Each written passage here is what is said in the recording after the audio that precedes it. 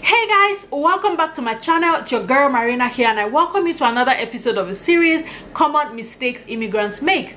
In this series, I share a number of common mistakes that newcomers make in Canada and what you can do to avoid those mistakes. If it's your first time here, welcome. Please do well to hit the subscribe button and turn on the bell notification so that you get notified every time a new video is uploaded. In today's video, I'm going to be addressing a common mistake that I consider very dear to my heart. I am very family oriented, so this one is something that I'm very passionate about.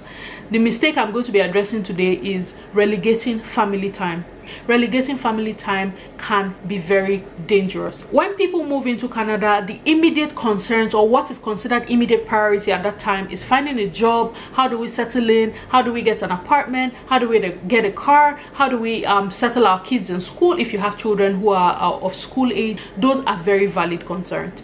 Another thing that I notice that it happens when people just move into Canada is most times people are not able to find a job at the same level that they were at from their home country. So for instance, you were like a manager of an organization back in your country. When you come here, you might not necessarily be able to find a job immediately as a manager, so sometimes you have to take lesser roles. So it seems like there's that quest to try to meet up, try to catch up with the time that you would have lost taking a job that is lesser than what you actually are qualified for. So there's that thing of, okay, we need to find a job, and then how do I quickly advance my career so that I'm not losing too many years? It just seems like, yes, that quest is there.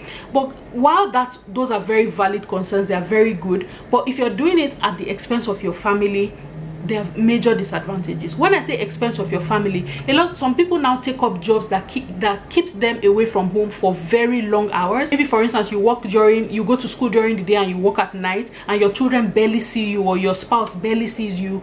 Or you take a job that is away from home, and then your children only see you once a week. But it happens. It can be the father, it can be the mother. Some of those things, while it looks like there are sacrifices you're making for the children, it can be a disadvantage in the long run, because time is passing. Your children are dealing with their own issues. They are dealing with phases of their lives where you're not there. You're not there to help them navigate through those phases. Like, if you're not making adequate plans to make up for your absence, those times are going to pass, and your children will deal with those challenges without the touch or without the help of present parents. Another reason why I would say this is a disadvantage is because family breakdown, especially among immigrants in Canada, is on the increase.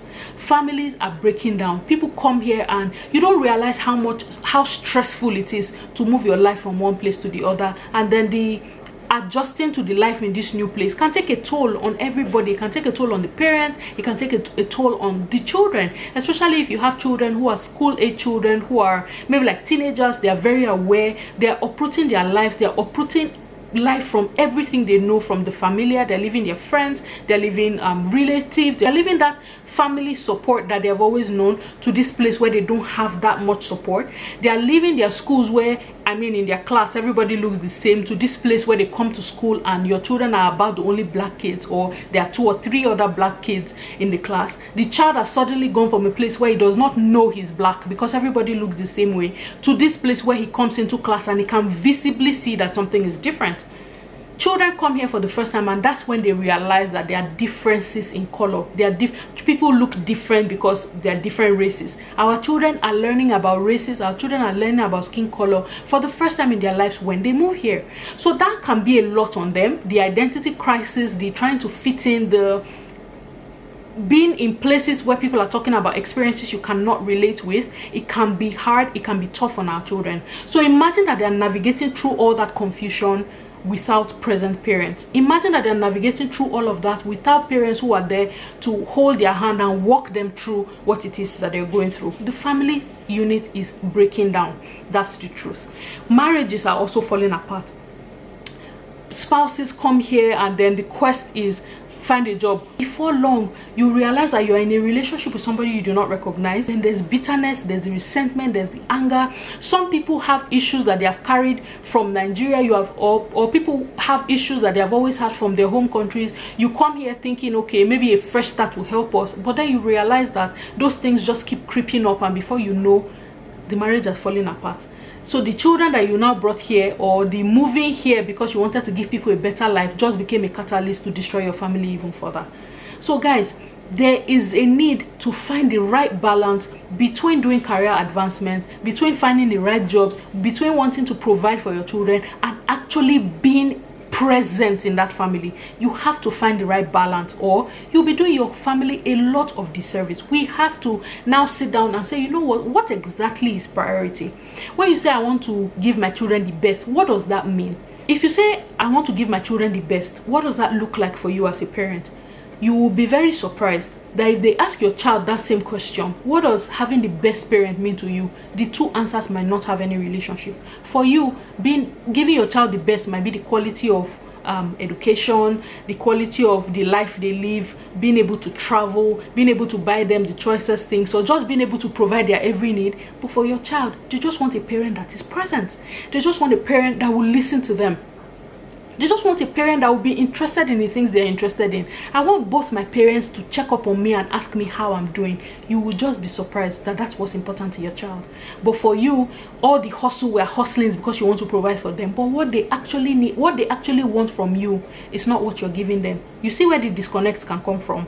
When I say the family is really breaking down, some of these stories that we hear that you say, no, it's not, this doesn't happen in an African setting, let me shock you. Those things are now coming close to home.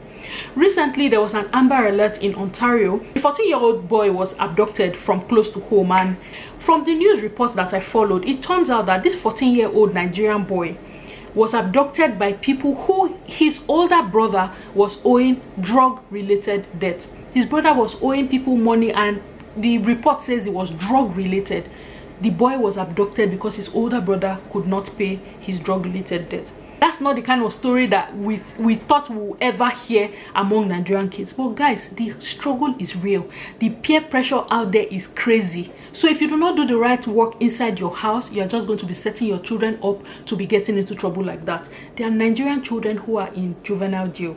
There are immigrant children who are in jail. There are immigrant children who are getting involved in gang activities, guys. I'm not apportioning any blames here, but I'm letting you know that that decay that we all used to think happens from a distance is now coming close to home. So until we reorganize our priorities and put the family unit in its rightful place, we will continue to have problems like that. Consider this move to Canada as an opportunity to start again. For some people that I know who lived in particular cities in Nigeria, this is the first time your children see you in daylight during the week.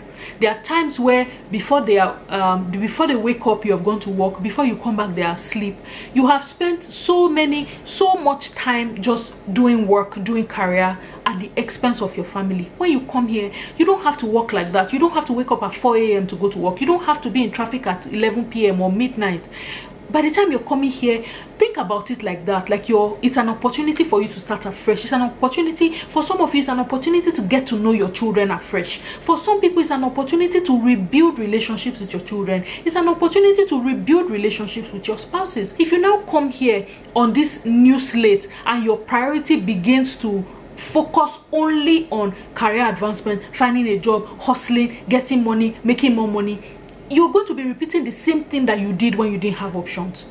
If you're going to be away from your family because you absolutely have to work, what are you doing to make up for your absence? What are you doing to make up for the lost time? If you absolutely cannot be there for reasons that we all understand, yes, you have to work, yes, you have to make an income. When you are now around, what do you do to make up for that absence?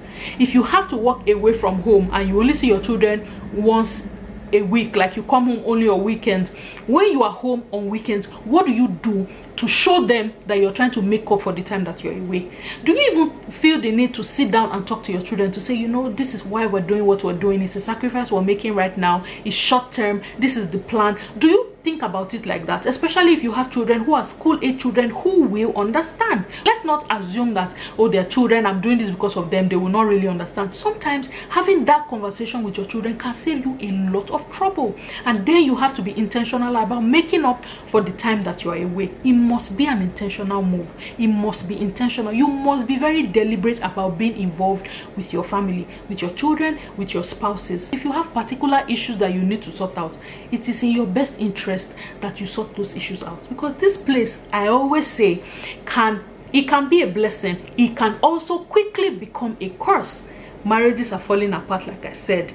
it is not you are not immune to those things. If you are not taking particular measures to make sure those things do not happen in your house, before long it is going to knock at your door. It's not a curse. I'm just saying that the possibilities, the tendencies that these things happen is very high. The pressure of adjusting to life again, the mental stress that can come with not being able to find a job at your particular level, if you don't look very well, it can tear you apart. That's the truth. So if you already have underlying issues, if you already have problems that you're not dealing with, and then you introduce this external pressure, things can quickly explode.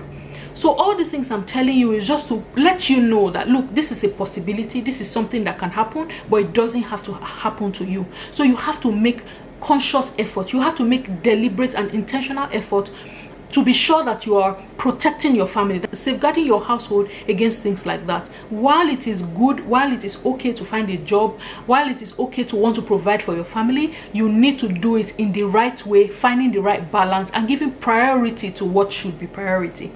Your children should be your friends. Make your children your friends. I'm hammering on this particularly for people who have children who are older. If you have children who are in school age children, they must be your friends. They should be able to talk to you. They should be able to talk to you about their struggles. Give them time. Let them know that you prioritize them. Let your children know that they're important to you. We need to reorganize our priorities. We really need to reorganize what is actually important to us. If you're coming to Canada to start life all over again because you want to give your family the best, you need to put your priorities in the right place.